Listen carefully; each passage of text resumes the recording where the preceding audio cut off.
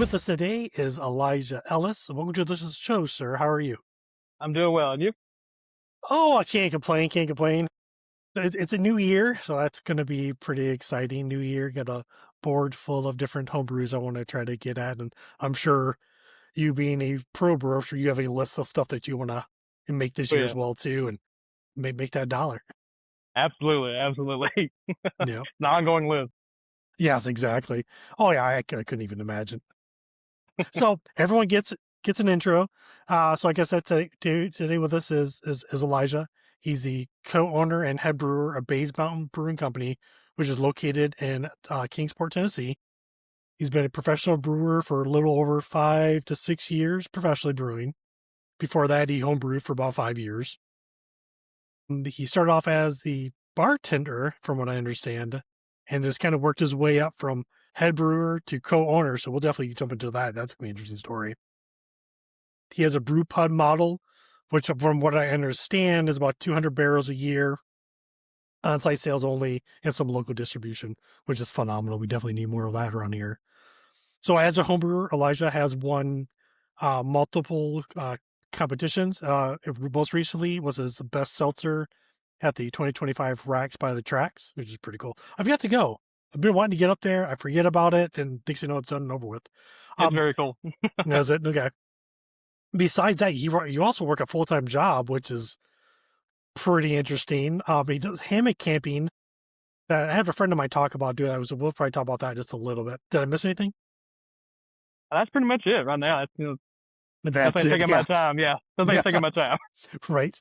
So before we dive into I guess the pro brewing stuff, I've got to ask this question. Like, how do you work a full-time job outside a brewery and balance it all? So really, it's time management. I'm very fortunate with my other full-time job that I'm actually remote 4 days a week. So I actually can work from the brewery a lot of the time. The one day I do have to go in is the day that we're actually closed at the brewery. So it's the perfect schedule, to be honest. Man, you can't beat that at all. Yeah, that's pretty awesome, man. So I always have to ask, the origin story. So I guess we can go back to the beginning. You mentioned that your dad made wine when you were younger. Is that when the fermentation bug first bit you? Yeah, it's like growing up. Okay. Like I said, he had made wine. Like, cause I had a very I say loose understanding of fermentation. I mean, I really didn't know exactly what was Hmm. going on, and definitely didn't know the ins and outs of like beer making and all that. But basically, as simple as I can put it, yeast eat sugar, make alcohol. I mean, that was very ground of everything. Hmm. Hmm. So how did you actually get started in the home brewing side of things? Fast forward. I went to school at the University of Kentucky. First started there. There was one brewery, Alltech. Some people may know it from like the Kentucky Bourbon Barrel. That's what Okay. they Yep. make that one. But over my time there, they ended up having four different breweries by the time I graduated. I think today it's well over 12 or 15. But anyway, Wow. being in college, seeing those breweries pop up, of course, trying them out, just kind of got interested in kind of behind the scenes stuff, tours and how things are made, and even took like a semester long class, taking a very general, brewing and distilling classes. I guess you say the only quote unquote formal education I've had with There you it. go. But after that, graduated and moved back to the area back in 2016. Okay. Started just hanging out with my dad and kind of want to do something with him. And we got back to fermentation thing, started making wine again. It's like, let's try beer. So, Okay. Yeah. mhm. So do you still homebrew at all with your dad on the side? I very rarely, unfortunately, Oh. between the brewery stuff now and the sheer lack of time, he does like to come in and help me from time to time, Oh, that'd be if cool. he can. So, but yeah. Yeah, yeah, yeah. That's really neat. Yeah, I know there's a few other individuals like in my homebrew club that has been fortunate enough to help out with other pro brewers in the area, which I always thought that was kind of neat, but I don't have the time. There's just no way. I got full-time job every other weekend. I got my granddaughter. I'm trying to get this thing going, so I ain't got no time And whatsoever. So for someone who's homebrewing and dreaming about working in a brewery, what kind of advice would you give them to kind of make that leap forward? biggest thing I can say is the way that worked for me was get your foot in the door doing something. I mean, I know people want to go straight from, I want to homebrew, so I want to actually brew professionally. I think people don't realize though there's a very different thing between brewing and the business of brewing. So I say to get your foot in the door with it, whether it be bartending or even as an assistant or cleaning up or something. See how it works behind the scenes first, because I Right. will say on that level, it is very different from just homebrewing. Not that one's better than the other, different than the other, really, but there is a whole lot more that goes into it, the day-to-day stuff. So get your feet wet, see the behind the scenes stuff first. Right. Just kind of get dirty, see what it's all about, and Right. see if you want to keep going forward. That is pretty interesting. Should someone have homebrew experience, or is that not necessarily the case? It's not necessary. I mean, it's definitely something that can be learned. It does it help? Absolutely. It's basically the same process, of course, going from homebrew to pro brewing. The technique may change a little bit, but the overall concept, of course, is the same. So if you have that background, great. Is it detrimental if you don't? No. So let's talk about this unique opportunity that kind of fell in your guys' lap. So you're a Hmm. bartender. Hmm. The owners knew you were a home brewer, and this was what, to June 2021, somewhere around there. Correct. Hmm. And then just 2 years later, you got the opportunity to start running the operations there as the head brewer. Like, walk me through, like, how did that actually all happen? Yeah, it's a funny story. So you go back even further to 2019. Okay. The brewery, its first opens. First time I walked in, the two guys behind the bar, and I recognized them actually from Kingsport Oktoberfest like 3 years prior, Okay. and I actually shared a tent with them, like homebrew side, and I shared a tent with them at the festival. Hmm. Never thought I'd ever see them again. I'd never met the guys before, but again, first time I come in, recognized those. That's because they already knew I had a homebrewing background, even back then. Um, Come along, fast forward again to 2021, and they both had full time jobs, outside the brewery too. And again, kind of the time thing. They like, you may have some time to brew on the weekends to either help us out or, we both have families and jobs, like I said, and they, again, lack of time. So they kind of brought me on first 6 months just to kind of see how they did it. Every brewer's got their own way of doing things. Of Hmm. course, they need a bigger system better than I did at the time. And then after about 6 months of training with them, they kind of gave me the reins to be head brewer at that point and kind of do everything. Wow. Then fast forward again to the end of 2023, um, and they approached myself, my business partner Dan, and basically saying the timing for them was their 5 year lease was going to end up that following April. Okay. And they were saying, okay, again, they've got full time jobs, want to do other things in life. Nothing's wrong with the business. We just want to do something different. So they approached us. We're like, you two are our first picks to take over the business. If you want to do that, great. If not, we'll look for Hmm. somebody else. Hmm. If we can't find somebody else, we're closing the doors in April. Like that's it. We're done. We're walking away. So me and Interesting. yeah. So me and Dan talked it over, and then from about January 1 to April 1 of 2024 is a mad dash of getting all the business legal stuff, all that paperwork filed and done. Yeah, we'll probably jump into that as well too, because I do have to have a couple questions about that side of the house. When you okay, let's go back to you being like the head brewer before you actually owned the place.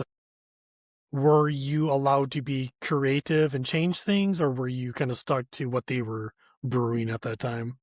Within certain limits. So we have six flagships. Basically, the rules were keep those the same, of course.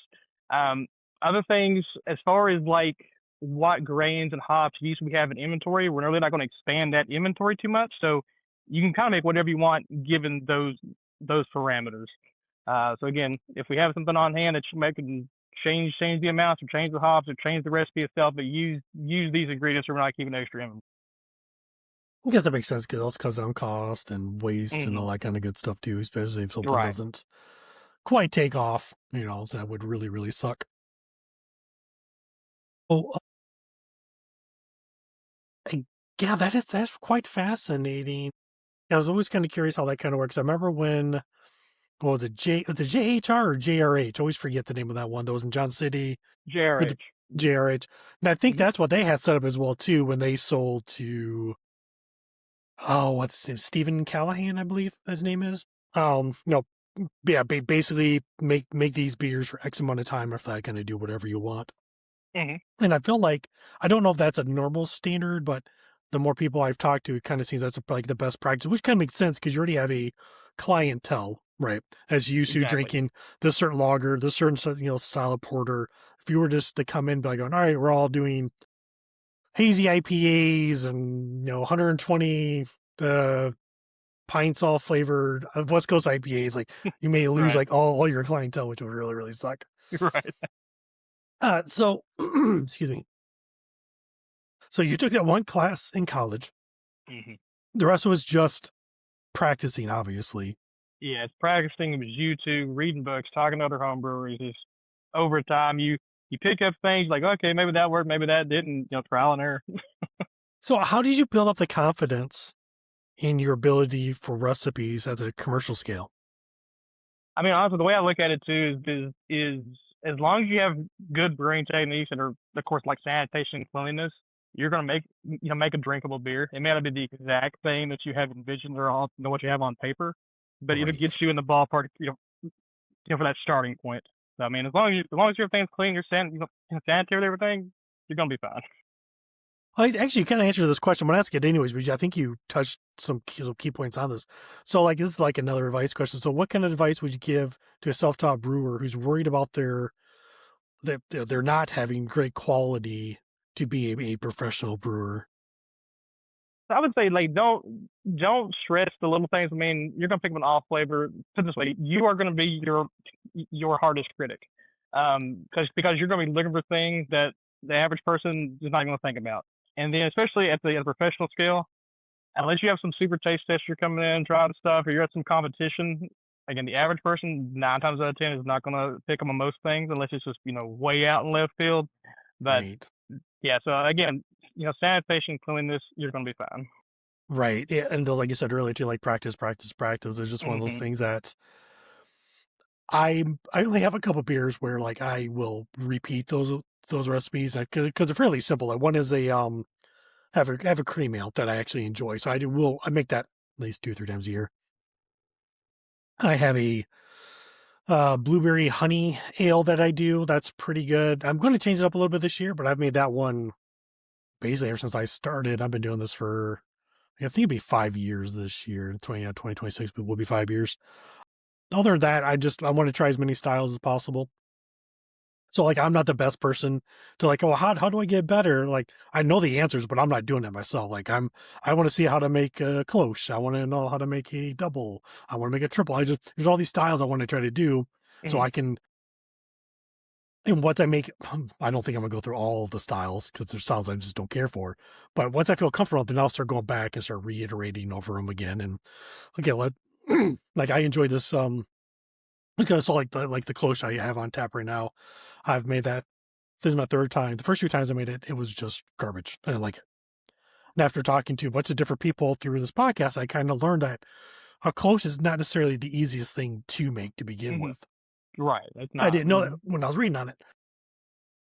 But this time I did something slightly different. I don't have great temperature control, but I have a janky way of doing it, and I should just make a picture and just kind of show people, but it works. But actually, I knocked it down a couple degrees. I kept mine at 61 degrees, where I usually keep it at like 60, 66, 67, somewhere around there before. So let me knock it down just a little bit because it's still ale yeast at the end of the day. Hmm. So it doesn't need to be super cold. But I was just kind of curious what that would do. And I think it tastes really good. Yeah. So I'll take it to a homebrew club and let those guys tear it up. But I think it tastes good. So, One thing I want so to add to that too about like people that may be concerned maybe about the brewing and whatnot.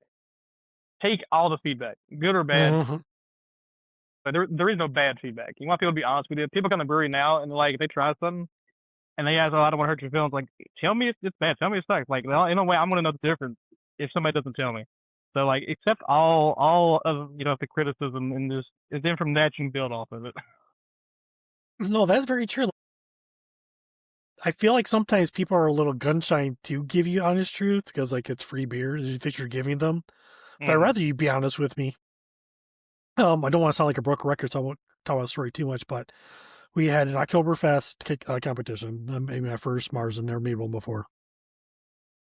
And mine had like a little toffee note to it, and I kind of enjoyed it. I thought it was pretty good. So, something different. Well, after it went around, one of my homebrew buddies, Joe, he asked me, he was like, did I do a diacetyl rest? I'm like, what's that? Never heard of it. I have no idea what what that is because I don't lager. And he like explained it to me, and he's like, that flavor that I'm tasting is probably more butter. That tasted again. I was like, well, okay, maybe it is more of a butter flavor. I just thought it was toffee.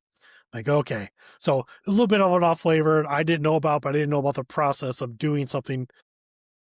That feedback was definitely very, valuable to me. But I feel like a lot of times, like, it's good beer, it's good beer. I'm like, okay, Yeah, tell me more. doesn't tell me that exactly. Yeah, I'm glad you think it's good, but yeah, that's like, is there something I can improve on, something I could change? One thing I find I do like to talk about with people is like recipe builds. Like, I pull out my phone. I use Brewfather for example. Like, well, this is what I used. And sometimes that can lead to like a pretty interesting conversation. Like, well, why'd you use this hop over this hop? Or why'd you use this yeast instead of this yeast? Not too much about grains. There's not a whole lot of conversations I've had personally about grains for the most part. I've been wanting to because I want to understand the difference between like what's the one close to us versus the one that starts with a D. I can't think of it off the top of my head. Like, what's the difference between their two roads? Is there even a difference? Is it so close? Like, can you even really tell? But I mean, hops. I mean, like I've seen some crazy hops here in the last couple of years. I'm sure you've seen some crazy ones too. And you're like going, absolutely. I don't even know what to do with this. It's like Exactly. it sounds Never cool, heard that before. but I don't. What am I supposed to do with this again? So which makes pretty good interesting conversation. But it always seems like most people make some type of like IPA for the most part or smash beer Mhm. with it just to kind of see what flavors that kind of brings out. So that's what's kind of fun too. So that's good advice as well too. Like share your recipes with people, see what they Mhm. have to say, what they could critique. I think water chemistry is kind of important too later on. Don't worry about it to begin with first. Like Yeah, I use fully agree. spring water or just, distilled water, whatever you want to. But as you get better, understanding your equipment, and then start you get into like the brewing salts because sometimes you may want the malt flavor to be more present or you want the Mhm. bitterness to be more present. Like there's ways you can adjust it with that or lactic acid or there's a few other adjuncts I'm trying to blank on right now, but there's different ways you can make Mhm. things be more presentable. Exactly. So so you were there during the pandemic at Bays Mountain Brewing? Yes. Mhm. Okay, so I think you mentioned something about a 4 month shutdown, right? Mhm. Correct. So how were you guys surviving during that time at Bays Mountain? Yeah. So our biggest thing was can sales. Okay, Just to go cans. Prior to COVID, we had a almost like smaller than a dorm fridge size can cooler, and we may have 2 or 3 6 packs sitting in there. That'd be about it. But COVID hit from about April 1st to the second week of March till about the second or third week of July. But there were 4 of us in here, 2 of us behind the tap or behind the bar, canning one at a time as hard as we could go. And then we'd have a guy running to the door and some guy working at the door with the register. And oh we sit there yeah, for like 2 hours, like 2 hours a night, Monday through Friday, and just we do online orders for the cans. So we come in, have a ticket a mile long. If people want to do online orders for pickup, and that's we get them, awesome. just crank them out. So again, we did that 5 days a week for 4 months. It kept us alive, and then that was the biggest thing that came out of COVID. Now we have a full size can fridge that we have to can at least once or twice a week to keep it stocked up. Well, that's really cool. Now, do you have like more of a canning assembly line now, or is it still a single canner? Single canner right now. We still do it one at a time by hand. Okay, so like a cannula or something like that, probably. Correct. Yeah, yeah, October actually. yeah. October. Okay, is it an actual one? Is that the one that requires like a splash card? Not like you're Yes, coated. yeah. So we actually took a rag, basically made a splash, Yeah, essentially. yeah. But yeah. I looked in canning. I think a lot of YouTubers were kind of talking about it and stuff like that. I can't justify the cost as a home brewer. But for a brewer, I think that's really cool. Are you selling locally in any stores in Kingsport, or is it just out of the tap room? As far as cans, we have a B&B package store in Colonial Heights carries our beers. Hmm. Okay, okay, Hmm. that's cool. I think I know where that is actually. Yeah, I still need to get up to Bays Mountain. It's just one of those ones like I'm out in Unicoi, so like I don't get out to Kingsport, Bristol very often, so I miss out. And they're like, heck, we've lost breweries in the last year. They just Hmm. keep shutting down. It's like, man, I didn't get a chance to get up here yet. The only Fortunately, I time understand. and after that is usually like if we have our homebrew meeting, then I'll go out there, right? Because then Hmm. like it's more of a reason. Because my wife doesn't care for beer at all. And I could go by myself, but at the same time, it's like a 45, 50 minute drive. So, I understand. I definitely got to get up there. I definitely got to try some of your stuff. You had one, oh, what was it? I don't want to change the subject too much. Was it a ghost pepper recently? Like the last, I don't know, 2-3 weeks or something like that. Right. We did a ghost pepper coffee stout. Okay, that's what it was. It sounded interesting, but I know that Yeah. would just tear me up. Yeah. It was pretty good. We only did one keg of it. We have our actual coffee stout, but we took one sixth of it and added ghost pepper to it, and it sold out in 3 days. So people Oh, drank it up. wow. Interesting. It did well. Yeah, I guess I want to change the subject because I am just curious about this. So, when you made the ghost pepper stout, is that extract you're using? Is actual real ghost peppers? Actual ghost peppers. So Yeah, how actual did ghost peppers. so how did you figure out I guess the math behind the Scoville units Yeah. to 30 gallons of beer or whatever it is? Well, I don't want to say it's a specialty of mine, but pepper beers are one of my things. If I had to pick a style, Okay. years ago I done a jalapeno IPA. We should actually have it on tap right now. We do it every year. But we've done serrano peppers, poblanos, habaneros before. So you kind of get a gauge of how many peppers to use and on what scale. I mean, like, again, with the ghost pepper, it was only a 5 gallon batch of it. Okay. 5 gallon. Okay. So it's easy just enough just to do a few peppers, and it's one of those things. Start small and always you always add a little more. I do little samples and see where it's at. Exactly. Well, ain't burning too bad. Yeah, let's keep on going. Yeah. Oh, dude, I that's drink a whole so pint of awesome. it too warm. Yeah, oh gosh. I was at Happy Possum past year, and somebody had I'm pretty sure it was a habanero mead, and they said drink that and go down and try this chocolate raspberry stout. That line was too long. This guy had a chocolate pistachio stout. I tried his, and that combination of that habanero mead and that pistachio just really popped. I was like, oh, that's really good. You guys should talk and figure out how to blend this together because y'all got something here. It's Some amazing how those dangerous. flavors you wouldn't normally think, and you pair them together, Oh, and not at they just all. work. Yeah. Well, it's like burial. I mean, burial comes up with some of the. I mean, hmm oh, it comes with the craziest ingredients list, and you usually read it like on it. It just seems like it's too much, but it's like it's good. It just It all works. blends together. Yeah. Yeah.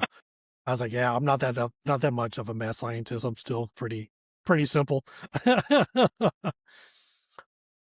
Okay, so okay, I guess we'll fast forward a little bit to late 2023. You already said the owners like approached you guys. You guys bought it. You went through all that paperwork, hmm and you also said that owning a brewery was one of your dreams for years and stuff like that. So, what was the difference between dreaming and signing that dotted line that you and Dan made?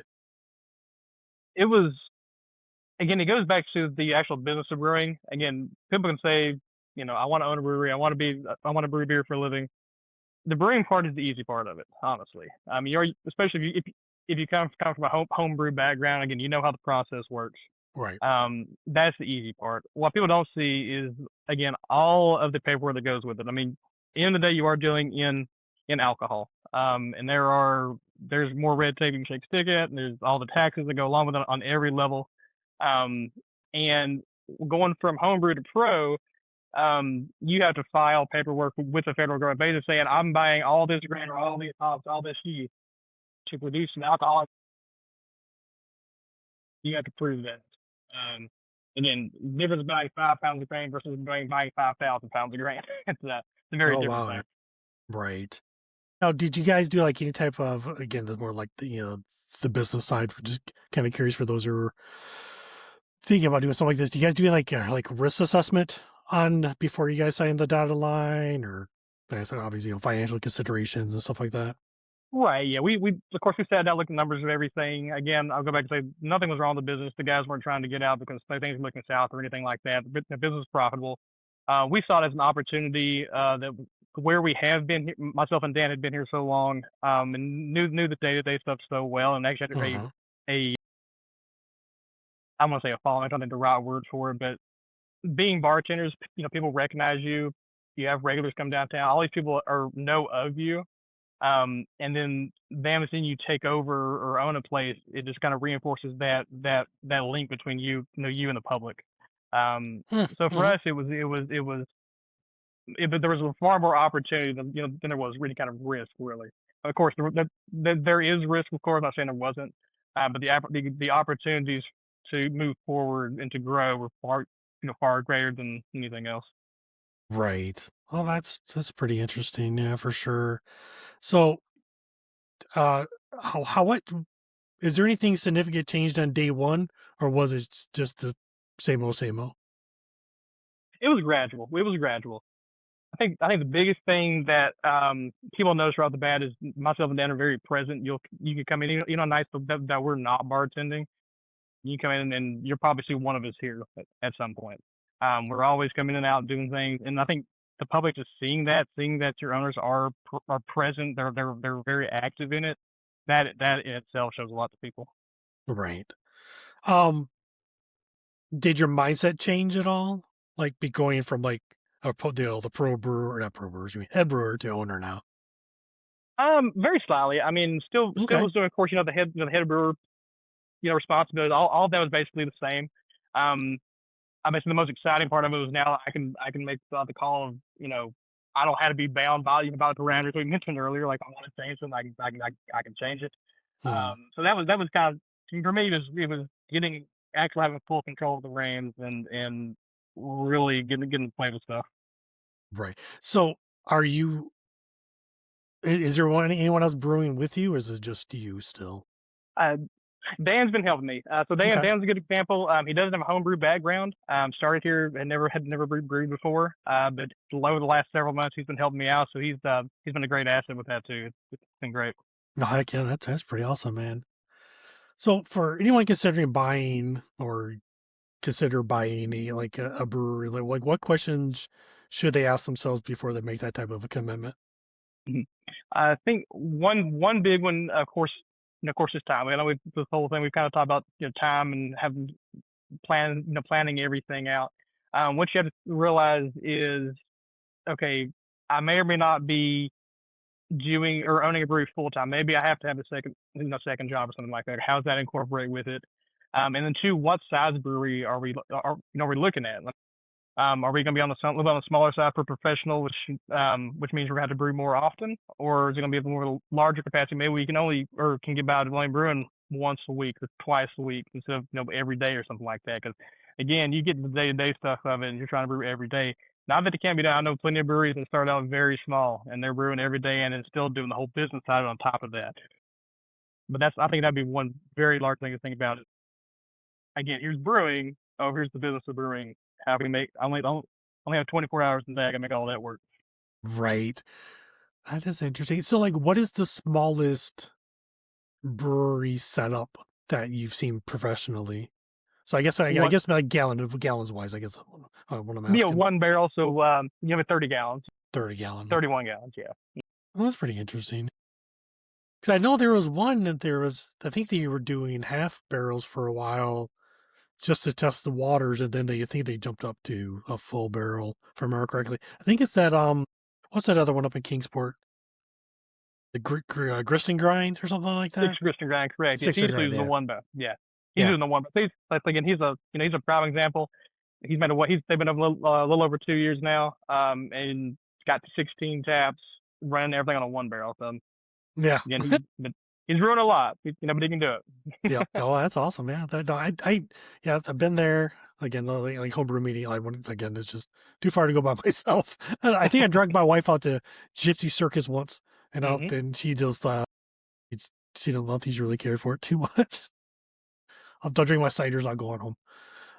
Because she don't like ciders either. There's one she had at Happy Possum she really enjoyed. It was like a tropical coconut dish kind of one of the high gravity ciders. It was Yeah, actually really good. But it does again, sound good.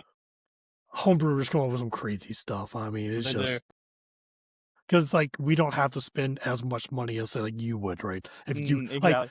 I mean, you can experiment to a degree, right? Right, Before right. And you that's start one thing I raising. probably really like miss the most of homebrewing. If I want to do something, the homebrew really off the wall, it may or may not work, whatever. And, I may be out, I'm just throwing a number out that, 60, 70, $80, whatever, if you're doing a small Right. batch or something like that. Um, And on the pro side, okay, yeah, like you just said, we can play around with stuff, but there is that certain point. Okay, the one are gonna get money. You know, we're gonna make money on this, and are people actually gonna buy it? Oh yeah, that's true. At the That's end of the day, very we true. still have to sell it. Yeah, that yeah, 100%. Yeah, you got to make that money back somehow.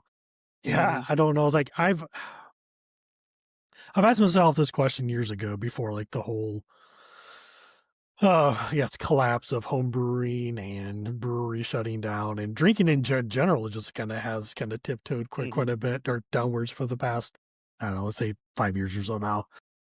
I think the only way I would ever open a brewery is like I have to win the lottery and have so much money that I wouldn't care to lose. So I could just do whatever I want to brew. I think that would I think it would be fun to have people try my stuff. So maybe I'll have to hopefully Happy Possum happens this year, so maybe I'll try that. I've yet to serve. I've always gone and drank. So I would I like to highly actually serve recommend that myself as festival. well. Yeah, I Yeah. highly recommend it. I love it. I have to try. Well, I do want to try. Just there's some weird things going on that may or may not happen this year. So I'm still waiting for where that thinking kind of lands. So I kind of want to get back to some of your competition stuff. So this is pretty interesting because like I have some homebrew stuff, and then I think I homebrew stuff, and I have like some pro stuff. So let's start with the competition, the Happy Possum 2019. You won second place. What would you win second place for that? For the jalapeno IPA. It's actually the same one I mentioned earlier that we have on tap here now. Okay. Yeah, yeah. Well, that's pretty phenomenal because I didn't start Mm. going to these until 2021, 2022, so I obviously never had it. Um, I was also had to pick and choose because heck, the one in Johnson City when they had it there was so many brewers there. It was so hard to navigate. Like, what do I want? And then I was kind of disappointed because I learned that because if what I was told is supposed to be for homebrewers, but when I got there, I started talking to people like, "Well, I'm a pro. I do this on the side." I'm like, "But why are you here? This is for Hmm. homebrewers." I'm like, "You're a pro, man. Go home. Get out of here." Still many good beers, though. You know, I ain't got to debunk them from that. But. I understand.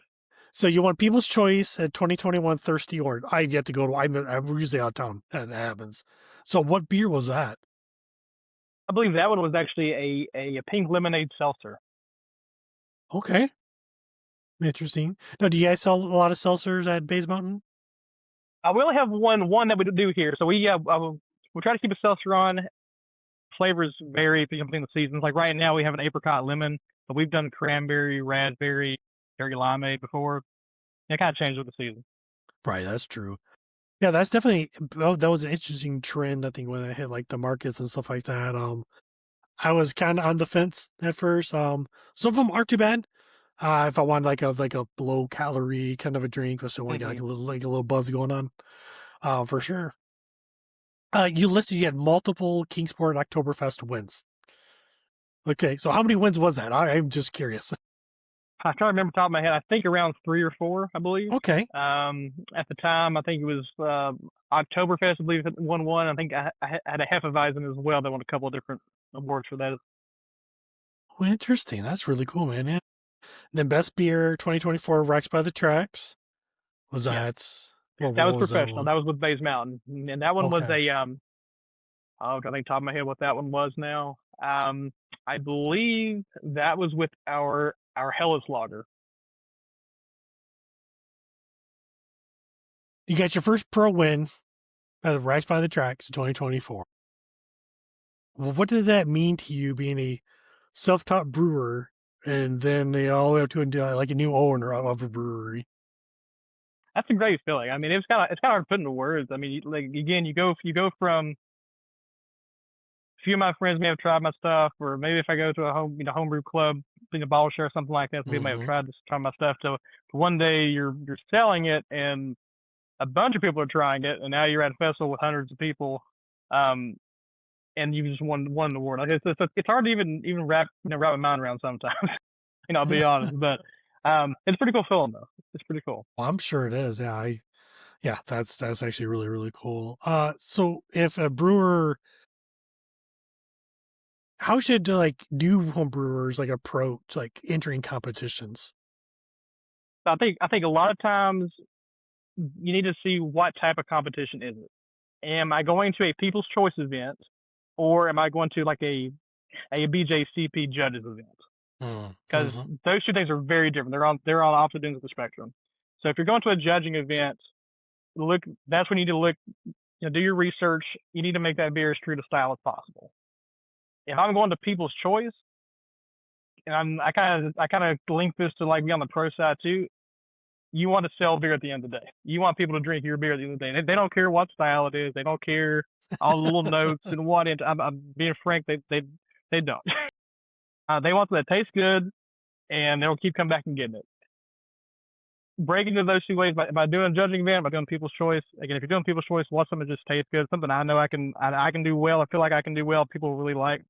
Again, pink lemonade seltzer, not going to win any kind of BJCP judging thing, but it wins the People's Choice because it's 100 degrees outside and people, it's 4% alcohol.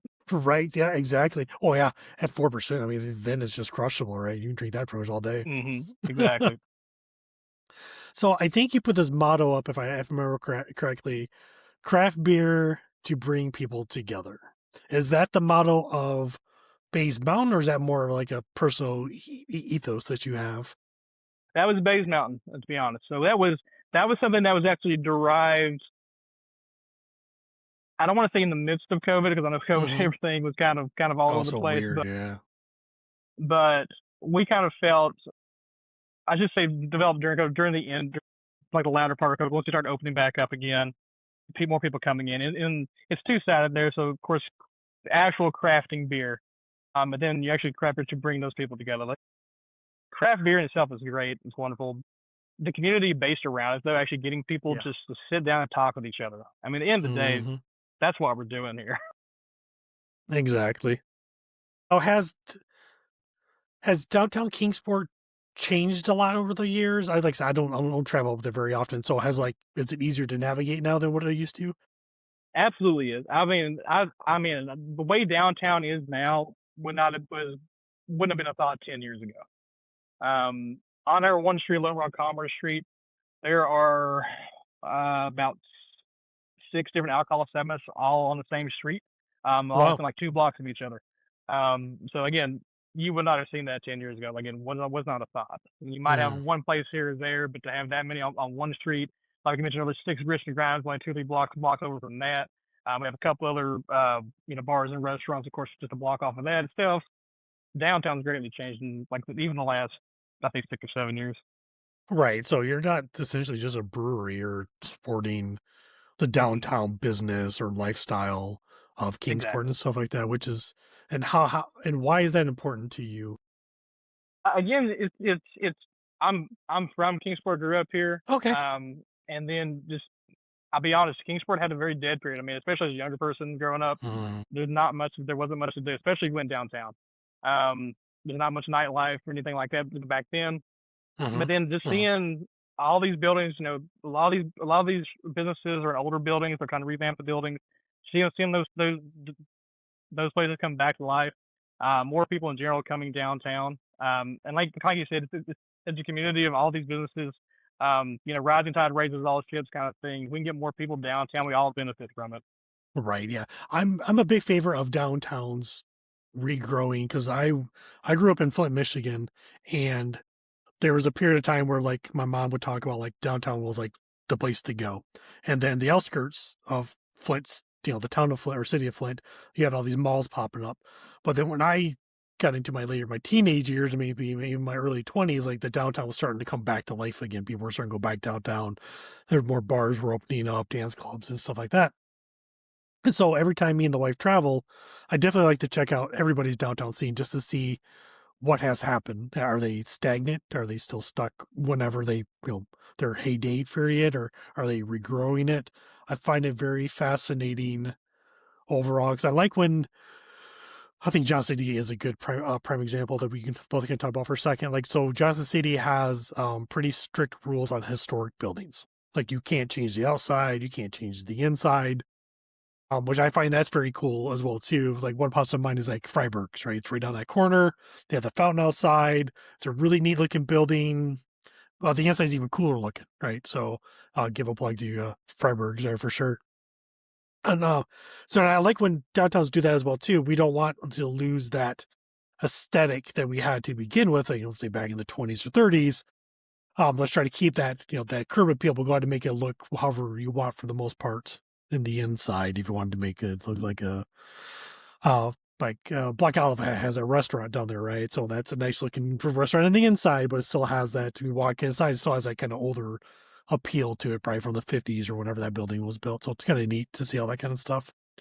And that's the thing. Yeah, Like I said, growing up here and seeing these buildings, for decades have been empty, right. and there's the windows boarded up kind of thing. To finally see new life and put back into them, people going in and out. It's a great thing to see in business itself. Okay. Yeah, yeah, yeah. So this question, I want to kind of change it up just a little bit. So you make about 200 barrels a year. How could someone in your situation get into distribution side of things if you wanted to? If we wanted to, big thing is first talk and see what distributors are in your area. And then because they're going to have different contracts or different minimums that they require, and depending on who it is, they have of course different regions, different areas that they service. Mm-hmm. That in itself can kind of tell you, okay, we're at this size or capacity. Maybe even if we double, maybe we have to triple or even quadruple more, just to, if I'm just meeting their minimums, okay, what does that leave for my tap room? Right. So there's a lot of math there and seeing if you're to that point yet or not. Yeah, that is pretty interesting. Yeah, I'm always kind of curious how people go from like uh being a craft brewery to get into distribution, but I also wonder sometimes, do you lose some of that notoriety that you had being the the smaller guy? You're like, like, There's I don't definitely know. the trade off there. I think for a little bit at least, strictly from a business point of view, a lot of times distribution may not be the route for a smaller brewery to go, just for margins are not going to be as great as they are inside Right. the tap room. Yeah. Again, it's that one of those things you're willing to sacrifice margin for the overall quantity. Hmm. So that's very specific to the brewery itself. Okay, well, speaking of the brewery, so what is your, I guess, your house beer or beers that you have on tap? Yes, like I said, we have six flagships. Okay. We have our first one is our basic blonde ale. It's right Okay. around four and a half Yeah. percent typically. Good beer. That's one beer that somebody comes in and say, I drink domestic or I don't know anything about craft. If I don't have a really light lager on, I always just send them with the blonde ale, and it almost works every time. Our next one is our Northeast Tennessee IPA. That one is somewhat like a hazy. Sometimes I don't call it a true hazy, just based on the appearance itself, but it does have more of those kind of grapefruit New England kind of flavors sometimes. Um, that's actually our biggest seller since day one. We take everything we've done over the last going on 7 years. That's been our biggest seller. The next we have is our Reedy Creek Red Ale. Now this is one I mentioned earlier, kind of when we took over, I was able to kind of take the reins and change things up a little bit. We had a red ale previously. I did tweak the recipe on the current red ale though. We got a little fuller body, a little more actual red color in it. That was one too. We actually switched grain suppliers before we had taken over, and kind of mentioned earlier different grains may have different results based on where they come from and whatnot. Hmm. Switching that grain supplier, definitely same kind of grain, but it drastically changes the color. That's one thing to kind of keep in mind, especially when it's a red ale. Yeah, right. Yeah, you ordered red. Exactly. Next one is our Barney's Brown Ale. Again, if you want a little more, a little more on the malty side, that may not be quite as sweet as the red. That's always a go-to for a lot of people. The next one is our Blood Orange Hefeweizen. This is probably one that we distribute the most outside the tap room. Hmm. Especially during the summer, we're actually at the Axman Baseball Stadium here in Kingsport. They always pick that one up quite a bit. In the airport, try to see the airport picks that one up quite a bit as well. And some local businesses pick it up too. Mm-hmm. And our last one is our Brickyard Belgian Blonde. That's probably our second bestseller overall. Again, we probably distribute it. It's probably number two as far as like distribution as well. And it's just a clean Belgian. Yeah, that's really cool, man. Yeah. Oh, no, they all sound delicious. I definitely got to get up there. I can force myself now. Um, what style do you have to brew because customers demand it? Do you have one of those? It's IPA. It's Is still IPA? I'll say Kingsport itself is not very IPA heavy if you look at it like on a day to day basis. Okay. But with that being said, between your regulars, your locals, and then out of town people coming in, if you don't have at least a couple of IPAs a day, you always get the question, what's your IPAs, or you only have one IPA kind of thing. People still Right. expect to see it though. Right. That's true. Yeah. Uh, I have a love-hate relationship with some IPAs. Some I really thoroughly enjoy. Some, just like I said earlier, just taste like pine sol. Just can't do it. Like I can't do sours. Like I think sours smell phenomenal. I think the pH level is just too low for me to where like either A, it burns my throat or it tastes like stomach acid basically. It just tastes, I just don't care for it. And everyone seems to really enjoy it. And I'm just like, I just can't get on board, especially fruited. Like it's all fruited. Oh, I can't do that at all. Like, that's just even lower pH. It's like, no, I just can't do this. Has there been, okay, so I think this would be pretty interesting. Has there been any memorable disasters like that you could think of? A couple. So there's been, I say a couple, but there be some instances where you may not have again, kind of we mentioned earlier, you may not hit the beer that you want, like or not the flavor that you want. And a couple times I would say we were going to have the intention of making like a flagship. We had one of the flagships, and the flavor it was a fine beer, but it was not the flagship. It did not taste like the previous batches. It would be something in the process that did differently, or something that didn't hit the numbers right on that one. So you actually, in our case, you can pivot, put an adjunct or something with it, can make it a completely different beer. Hmm. Knock on wood, we have not had one where we've had to pour it down the drain because of infection or anything like that. Well, that's Of course, if okay. that were to happen, you got to get rid of something like that. There's no saving that. Right. Yeah. Um, but again, if you have good clean, like I guess I said earlier, good clean techniques, sanitation, you're making drinkable beer. May not be what you're looking for. Unfortunately, sometimes it happens on a flagship. It's got to taste like the previous batch did. In that case, you Right. pivot and make something new. That, that is true. I learned that like a few years ago. I always thought that was interesting. I forgot who I was talking to about that. Like, yeah, things just happen. Like you said, you don't get the product that you expect it to be, but you spent all this time and money. How can we fix this quote unquote mistake to make it palatable or taste something like something slightly different? We'll just call it that instead. And I guess it goes back to like we talked about competitions earlier as well too. Like you could talk to your homebrew friends and be like, what does this taste like to you? Don't tell them what it is. That's what it tastes like to them because they may say, let's say you thought it was a farmhouse ale, but like, oh, this tastes like a saison or whatever. Well, so you're like, okay, so you enter a competition, enter it as what they say they think it is, Mhm. because you probably do Exactly. better than instead of like, oh, I said this was a Yeah. whatever, a And that's one doppelbock of or the big whatever. things too. Kind of like tagging off on that too is like when you're having people try something, don't say anything. Don't Yeah, frame their mind how because as soon as you do, they'll start picking up on flavors that may or may not exist. right. Just Oh let yeah. them just clean slate. Taste is so subjective, just like art. Like, I used to paint a Hmm. lot, not too long ago, and people would ask me, "What is it?" I'm like, "Will you tell me what you see?" Because I'd rather live through your experience than my experience. You Hmm. know, I paint for myself, and you're just looking at it. So, what do you think this is? And Yeah. I like like one, I know personally for me, like as far as like taste and things, like I said, it's very subjective. I do not have a good palate. I don't think people say they taste certain things and flavors. Like I don't get any of that. Like maybe my palate is right, not. People are like, well, you brew beer and you can't tell. Like I can taste it. I know what I like and don't like. But I can tell you right. exactly what one flavor is. You tell me what you think it is. It's like green apple. I don't think I've ever tasted one that had green apple, and I've heard people talk about, "Oh, I taste green apple." I'm like, I don't taste that at Yeah, all. I just I don't pick it up. totally understand it. Yeah, I get it. There's one, I guess I talk about like a memorable disaster for myself. And I don't remember what beer it was. So that's the bad thing. But anyway, so I went to, yeah, I think I kegged it. It was ready to go. I poured off a pint, and then nothing got sound smelling. I'm like, all right, it tastes pretty, or it smells pretty good. You know, good decent head retention. Okay, go taste it. Like, oh, what the heck is that? I don't know. Go back and smell it again. It's like, well, maybe it's the glass. So I tried different glass, pour a little more, and so okay, it still smells the same. Blah blah blah. I go take it. It's like, why do I taste Band-Aid? Mm, Like I taste freaking. What is this? You know, like I can't remember what causes that, but it was like one of the most disgusting things I've ever tasted. I'm like, yep, this is done. Just dumped the whole. I dumped the whole keg that night. I don't even gonna fool around with it. Oh, it was so bad, so bad. live and learn. That's it. That's it. It's a trial and error sometimes. Right. Oh man, this is looking great. So it's a new year.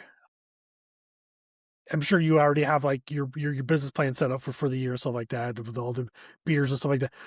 Do you guys ever have a like 3 to 5 year plan on top of that? Try to figure out like margins and staffing and marketing and all that kind of stuff. And what does that kind of look like for you guys? Absolutely. I would say, all I can say right now, as far as brewery itself, we got some exciting things planned for 2026 coming up. Blue Lake out for us next few months. That's all I can say right now. Hey, don't have to ruin it.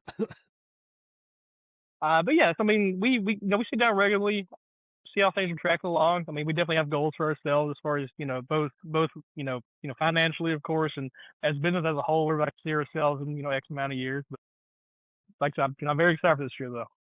Well, that's awesome, man. And how large is your staff? I know there's two of you, obviously, but is there Right. As far as bartenders, we have 5 right now. by? Yeah, that's pretty big. That's a nice little staff size for sure. Let's see. We already answer all these questions. Man, so I'm gonna get to like a little rapid fire question. We're getting kind of close to kind of wrapping up all the questions I had for you, but it's kind of like a fun little question. First thing that kind of comes to mind, just give me an answer, or you can go into it just a little bit if you want to. Okay, so hazy or clear beer? Clear beer. Out of all your flagship beers, which one's your favorite? Our supervisor. There you go. If you had to pick, would you rather do cans or draft only? Okay, yeah, I wouldn't blame you. Yeah, especially doing one can at a time. That would be Yeah, it'd be it's a painful. process. Yeah. What's your favorite beer style? Sours. There you go. Yeah. Uh, one ingredient you wish you could use more of. Varieties of hops. We mentioned at the very beginning that there's so many varieties, especially with new ones coming out now, and like Yes. some I've never even heard of. Yeah. That's what I'm playing around with. Right. Yeah. That's all. That's pretty neat. Okay. So this one's gonna be interesting because this is coming from a pro brewer standpoint, and all the homebrewers always have their ones they say. So, what's one brewing trend you would like to see go away? Yeah. I don't know if I can even call it a trend. One thing, again, it goes back to time. When people do like multiple concoction matches, like multiple step matches and whatnot, I know why we do them. Some styles you have to do them. The ones that we're sitting here for bowling for 6 hours or whatever we're doing, more power to you if you got the time to do that. A huge barley wine is what they're trying to do, right? Yeah, like more power. Nothing wrong with that. I'm not throwing any shade anybody that does those. If you Nope. love doing that, by all means, go No. for it. I'm not sitting there that long, watching the boil. Right. Is there one Or brewing? matching that long, I should say. Oh Yeah. my gosh, that'd be horrible. Yeah, 6 hours just watching something boil. Like, is it done yet? Has it reduced far enough yet? Go ahead and draw a sample so I can see where the OG is potentially at right now. Right. Oh my gosh, yeah, that would suck. Is there a brewing trend you'd like to see come back? Yeah, this is me personally. I like very dry beers. Like same thing with wines. I like drier beverages. Okay. I would like to see the brute styles come back. I know that was a very short-lived thing about Mm-hmm. 6, 7, 8 years ago, and Yep. it fell flat in its face. The ones I had, I liked, and I like those dry beers. So, Libation Station doesn't have any more at all? They might. I honestly have Yeah. not ever been recently to check, but That's yeah, I think probably it's so good dry for you too. So, what has been the best beer in the past year that wasn't yours? best beer in the past year. You can go back 6 months if you want. You don't have to go back a whole year. Yeah, I'm trying to think. So I took a trip to Emerald Isle back in the summer, and Okay. I'm trying to think the name of the. The name is leaving me right now, like Salted Turtle or something like that. And they had like a lime beer that was phenomenal. It was so Salted good. Turtle. Now, granted, I'm at the beach in the middle of August, and like I said, that low alcohol, like it was great. That reminds me. So, like, went on my first cruise, like 2000.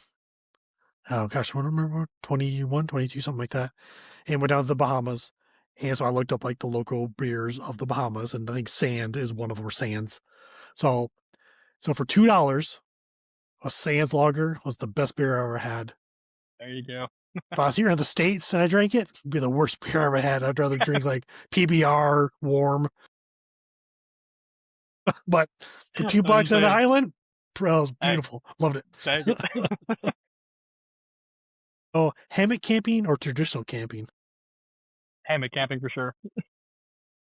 What's the one best thing about downtown Kingsport? The community, like I said earlier, all these businesses together on one street, seeing this whole Yeah. thing grow up together. Again, you'll see the same people kind of make their rounds to different businesses, and you Mhm. know, meet everyone. It's That's great. awesome. That's really cool. Yeah, I get aboard with that. So, last of these 5 rapid fire questions: coffee or beer for breakfast? No, I'm just kidding. Or am I? Ooh, coffee beer, Coffee, coffee stout. coffee stout. There you go. Yep, exactly. All day long. Oh man, I had one that what was it? It was called CEO. It was great marketing.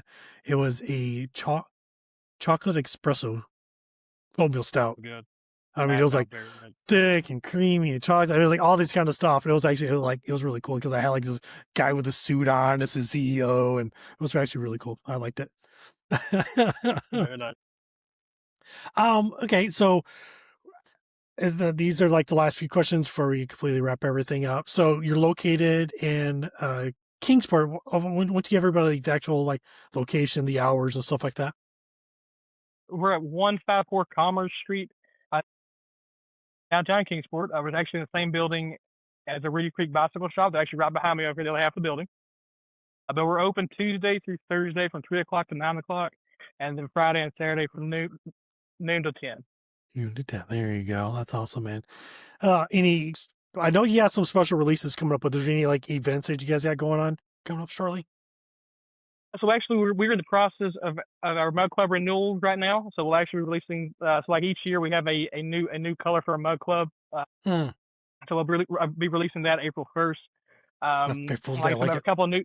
Yeah, it's definitely our actual anniversary when we took over too. So everything Oh, that's starts with April hilarious. 1st. Yeah. It worked out pretty well. On top of that, like so we have a couple new beers coming out here very shortly. Is there any collaboration beers coming out? We have we have something in the works with a couple of breweries. Nice, very nice.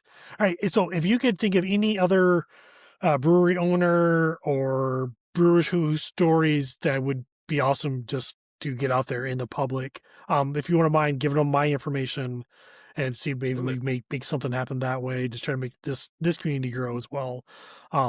Spread the word of all this fun Sure. stuff.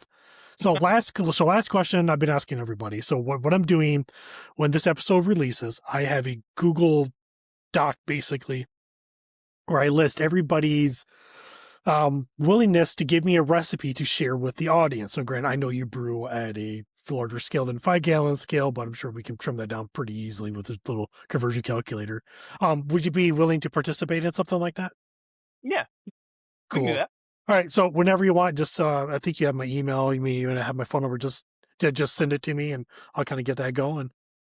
All right, Elijah. It's been a blast talking to you. My first pro brewer. That's pretty neat. It's kind of neat to hear your story, and wish you the best. And I have to get there somehow. I'll force someone to go with me.